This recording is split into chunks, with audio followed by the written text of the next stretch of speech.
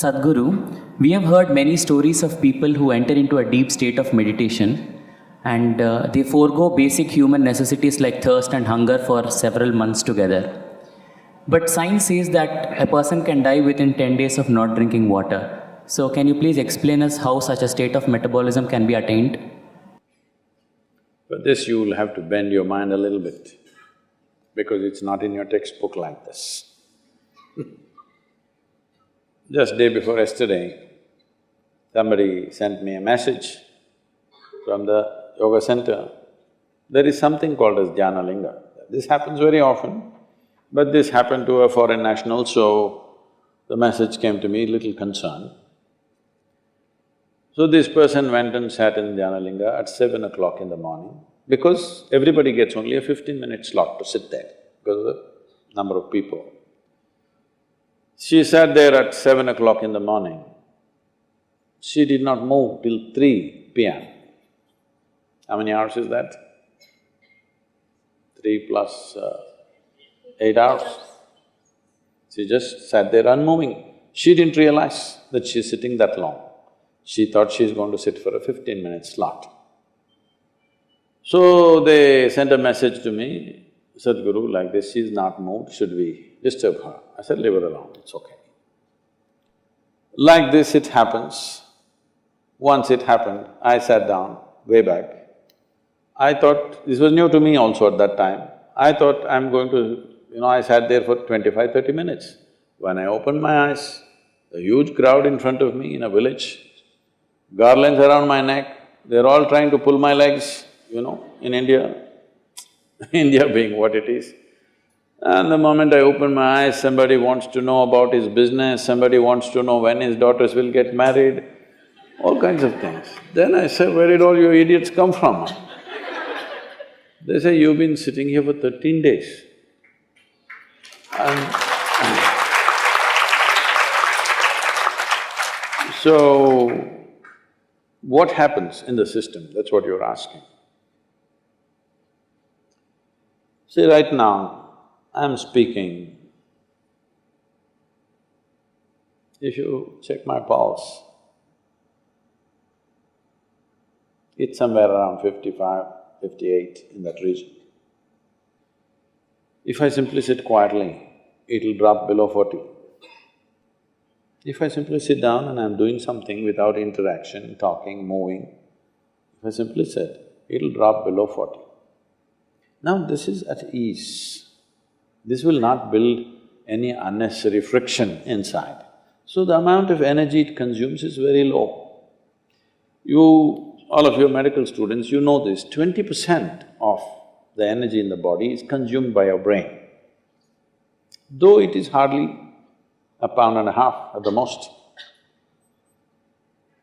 So, this much body is consuming 20% of the energy. This much body is consuming only 80%. If you compare this and this in weight, what, it's 50 times more, much more. So, you must understand, if you keep your mind in a certain way, the amount of extra energy that you have is enormous, because you're not unnecessarily consuming, wasteful usage of energy is not happening. This is true with every system.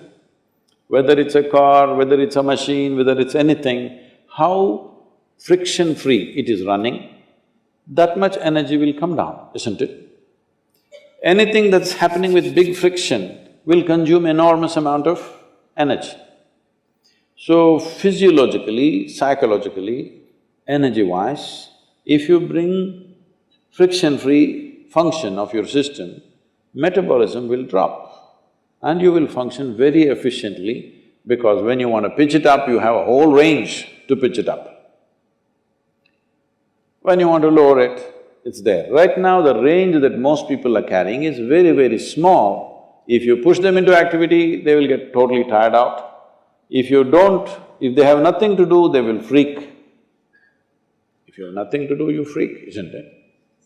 So in this condition, it'll not go down. Now, everything that you consume is higher simply because you're at a higher RPM, that's all. We can Within 3 days, we can teach you a simple form of meditation, which will bring down your metabolism by approximately 24%. This is the highest drop that you can have in conscious states of meditativeness. If metabolism drops beyond that, you will not have any sense of body. If you sit here, you have no sense of body. It is from this that a yogi is sitting. See, if you sit down here, even if you don't have a watch, your legs, your back, your bottom, everything is keeping time, isn't it? Hello? You don't need a watch. If you sit here for 3 hours, you know you need to get up. Body knows. So, someone is sitting for hours or days because there is no sense of body.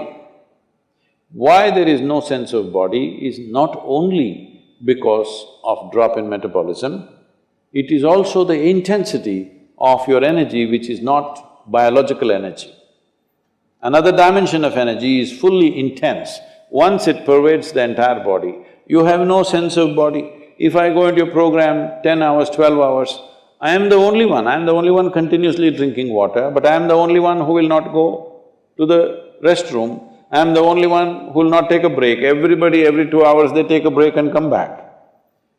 Simply because how identified you are with your physiological process determines these things to start with. But there is also sadhana, there is also certain work to be done with your system. So everybody may not be willing to do that level of sadhana, but everybody must do some sadhana. Something so that what you wish to do, you can do effectively. Whatever it is in your life you wish to do, you must be able to do it as well as you can. What the hell you do is not my concern, but whatever the hell you're doing, you must do it well, isn't it? Hello? You must do it well. That's very important for a human being, that we must do it well. So for this, it's very, very important that your own body and your own mind is not an impediment. Your own body and your own mind doesn't trip you all the time. They must be platforms on which you stand. Right now, people have sunk into it. See, this is a platform, it's good. Suppose it lets you sink into it, this is not a good place to sit and talk, isn't it? It's holding us up, so it's nice. Your body, your mind should hold you up all the time. If that happens, your dependence on the outside will come down. And also, water is not always consumed through the mouth. Body consumes water in so many ways. If you activate the system in a certain way, it consumes energy. See, right now you're eating food, drinking water, breathing air, everything for what? To generate energy. But science has clearly proved to you there's enough energy everywhere. So if you're able to take in energy as it is, if you're able to imbibe energy, how is this possible? The word yoga means just this. The word yoga means you're beginning to obliterate the boundaries of your individuality. Right now, this is me, that's you, 100% clear, isn't it? Why? Because you think this body is me, that body is you. This is a clear boundary. My body and your body has a clear boundary. My mind and your mind also largely has a boundary. Here and there we may overlap a little bit. But there is no such thing as my life and your life. Have you ever blown soap bubbles, or were you a serious boy even when you were in school? No. Did you blow soap bubbles? Let's say we sit here and blow soap bubbles. You got this big bubble, I got that big bubble. Now I said, this is my bubble, that little one is yours, this is my bubble. Oop, it went. Now I don't say this is my air, that is your air. Life is just like this. This is a living cosmos. You captured some, I captured some. How much you capture will determine the significance and the quality of your existence. I want you to understand this clearly. How much of life have you captured will determine this. You may have a big brain, You may have a huge intellect, you may have a lot of knowledge, but you will not still live a significant life. Only if you capture a lot of life, if you're a big bubble, then it's significant.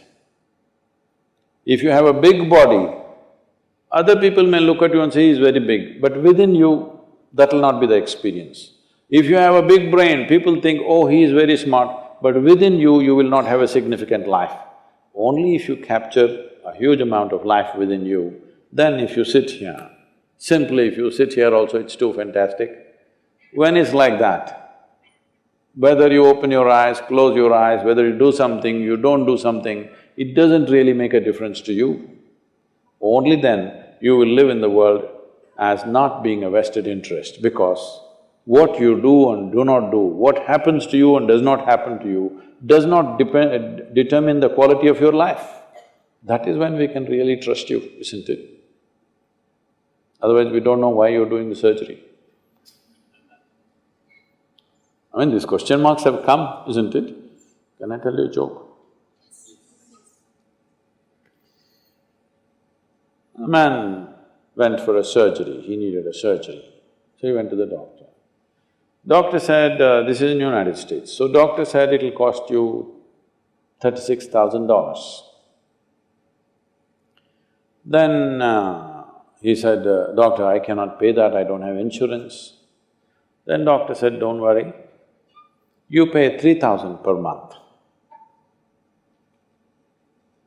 The patient said, but that looks like a car payment, installment to buy a car. The doctor smiled and said, yes, I am buying a car.